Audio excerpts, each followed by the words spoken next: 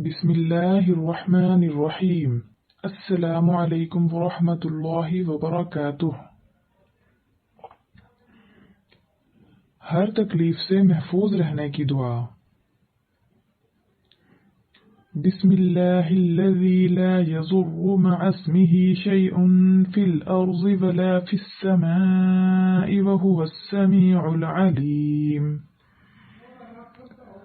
اس اللہ کے نام کے ساتھ جس کے نام کی برکت سے کوئی چیز نقصان نہیں پہنچا سکتی، زمین کی ہو یا آسمانوں کی، اور وہ خوب سننے والا، خوب جاننے والا ہے۔